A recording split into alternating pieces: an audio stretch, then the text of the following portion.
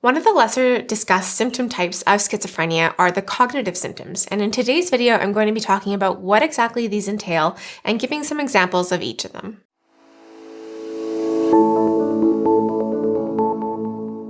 Welcome back to the Living Well with Schizophrenia channel. My name is Lauren and I make videos about what it's like living with schizoaffective disorder or schizophrenia.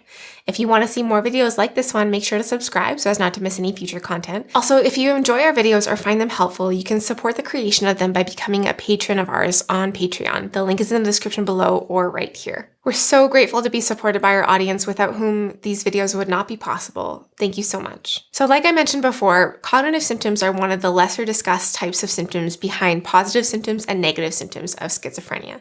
And if I'm being honest, I really didn't even know that much about them before doing some research for this video. And so I learned a little bit too about what my illness entails. So the term cognitive is referring to brain functioning. And so it kind of makes sense that since schizophrenia is a brain disease, that it would have an effect on the brain's functioning and the cognitive abilities that an individual with it has. Cognitive symptoms refer to how well your brain learns, stores, and uses information. In addition, the cognitive symptoms of schizophrenia can make it hard for an individual to organize their thoughts and to make decisions. And it can sometimes feel like their brains are just jumping around from one unrelated thought to another. Sometimes they have thought withdrawal, which is the feeling of thoughts being removed from your mind for some reason. And sometimes they can have thought blocking, which is the feeling of having thoughts suddenly blocked for some reason or another. And we talk about this more in a video we recently posted about thought broadcasting if you want to check that one out. All right, so moving on to the list of what exactly cognitive symptoms entail. The first one that I've already kind of touched on being disorganized thinking. And this one comes out a lot for people who are living with schizophrenia based on my experience and the people that I've talked to who are living with schizophrenia. It can be really difficult to keep a coherent train of thought sometimes because you have really disorganized thinking where it feels like your brain is just kind of jumping from one unrelated thought to the next. When I'm experiencing this, it can be really difficult to do simple things like have a conversation with someone or to read a book because my thoughts are getting really jumbled up and it's hard to keep a coherent train of thought. The next cognitive symptom is slow thinking. And so this is when your thinking is just kind of slowed down. And this might be like a response to the disorganized thinking where your brain is just trying to slow things down to really understand what's what. An example of this would be when I'm having a conversation with someone and I can't really keep up with the flow of the conversation because my thinking is impaired or is slower than usual. The next cognitive symptom is poor executive functioning, which essentially means the ability to understand information and to use it to make a decision. And so for me, this happens quite frequently. So an example of this would be noticing that parts of the house are in need of cleaning and not really being able to make the connection in my brain that I should go clean it. I do know that I should clean the house, but sometimes it's hard to make that jump between seeing something as being dirty or in need of cleaning and actually acting upon that. Another kind of comical one that just came up when discussing this with Rob was that he said he noticed that sometimes I just don't get out of the way. So when he is washing dishes or something and his hands are wet and he turns around to dry his hands on the towel and I'm in the way, I just won't move. And, I didn't really notice that I did that, but apparently that is a thing. And this is just another example of seeing a bit of information, seeing that Rob's hands are wet and not being able to make the connection that I should move. And so not really being able to respond appropriately to information that is presenting itself. The next cognitive symptom is difficulty understanding. This one plays out for me, especially when I'm stressed out. So the first example that comes to mind is when I'm in conflict with my partner, Rob, and things are escalating in terms of what we're fighting about or whatnot.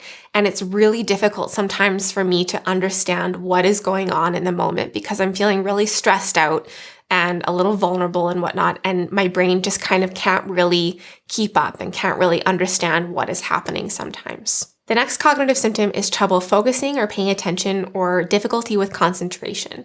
Now, this came up a lot for me when I was in school, and it was really, really hard to maintain focus or maintain concentration for long periods of time or even really short periods of time as well. This played out in a lot of different ways, from studying to writing papers to trying to just get work done. It was hard sometimes to really rally up or muster enough concentration and focus to get those tasks completed. The next cognitive symptom is difficulty with working memory, or the ability to use information immediately after learning it. So someone with schizophrenia may have trouble keeping different facts in their mind at the same time, like remembering a phone number as well as instructions at the same time.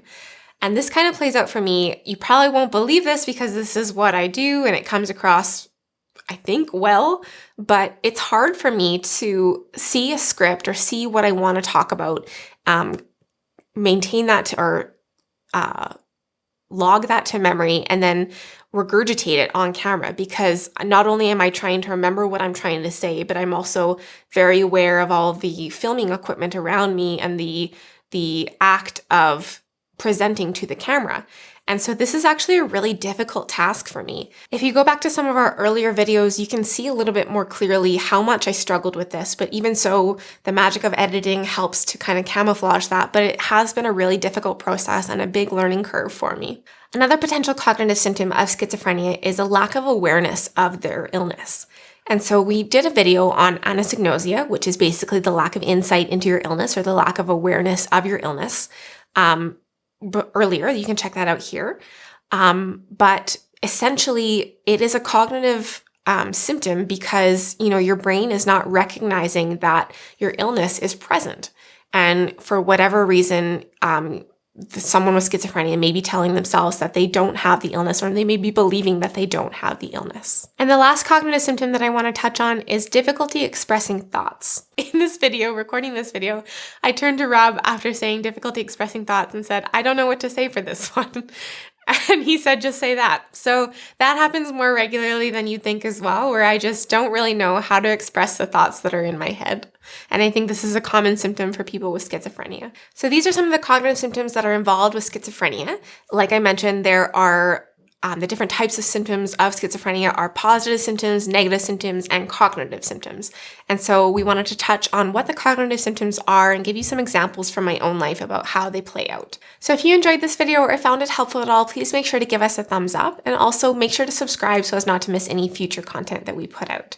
Also, just a reminder that if you want to help support the creation of future videos like this one, to please check out our Patreon page. The link is in the description below. If you want to catch up on some other types of symptoms of schizophrenia, check out this video here, Positive and Negative Symptoms of Schizophrenia. Thank you so much again for watching, and as always, wishing you and your loved ones good health. See you in the next video. Bye.